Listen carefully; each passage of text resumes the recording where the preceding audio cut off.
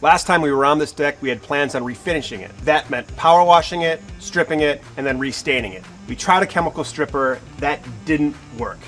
So then we thought we have to bring out the big guns, which means the sanding tools and this big drum sander we rented from our local hardware store. Now this drum sander uses sandpaper cylinders to sand the surface of the wood so we can remove all this old finish.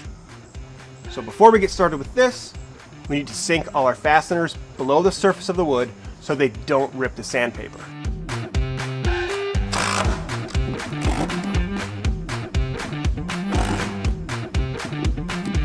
It's also a good idea before you start sanding to clean your deck.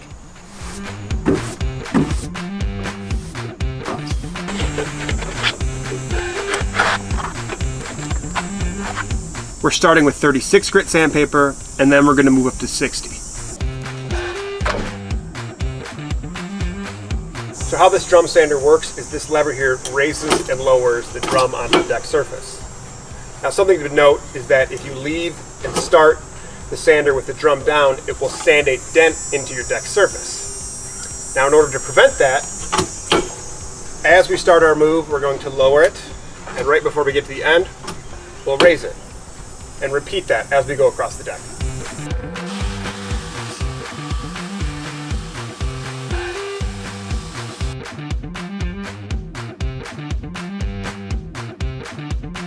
One interesting thing to note is these dark spots on the deck have revealed how this deck has cupped over the years. And the great thing about sanding this deck with a drum sander is we can eliminate that cupping and make this deck completely flat, eliminating all these dark spots.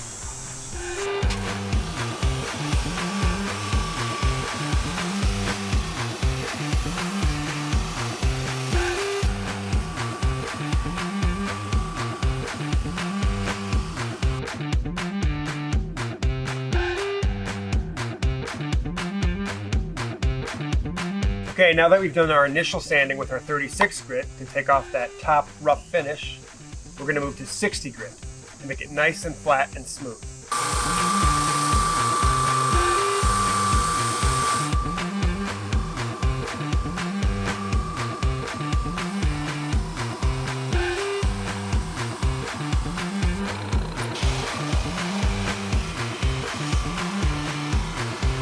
So for the main deck surface, this drum sander works great. Now, however, we have a lot of small areas we need to get to. What we're going to use for that is this orbital sander or this oscillating tool with sander attachment. Now, if that all fails, we can always just hand sand.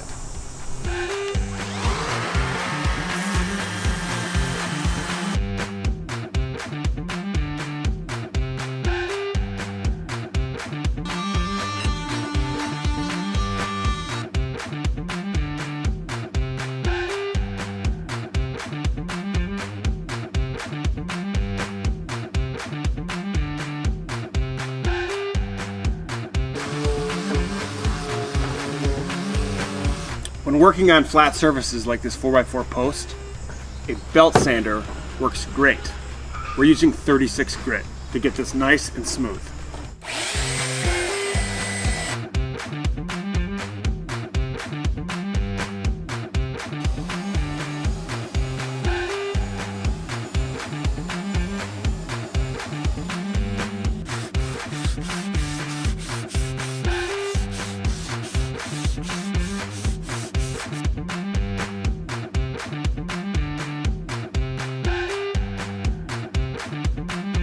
Now that we've finished sanding our deck, we can refinish it.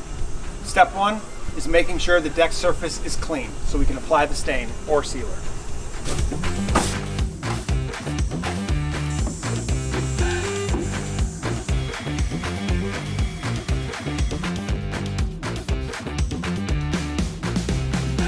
Okay, now we're ready to stain the deck.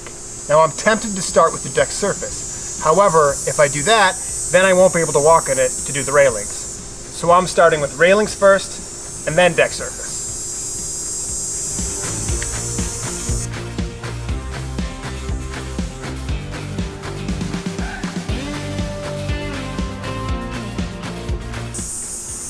Okay, now that we've finished our railings, we can move on to the deck surface. We're using an exterior pad applicator to apply the stain to the deck surface. Now we're not using a roller because that can be a bit messy and fling paint everywhere.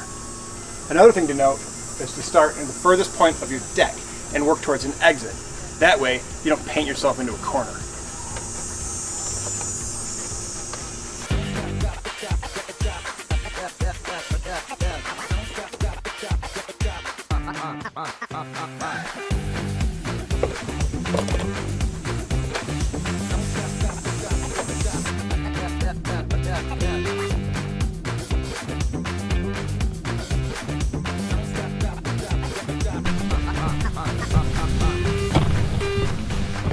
Two days ago, I looked at this deck. It looked old, it was peeling.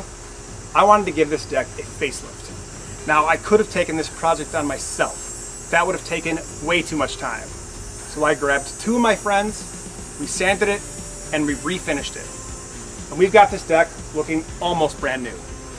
You could do the same if you have some friends that like you and a weekend.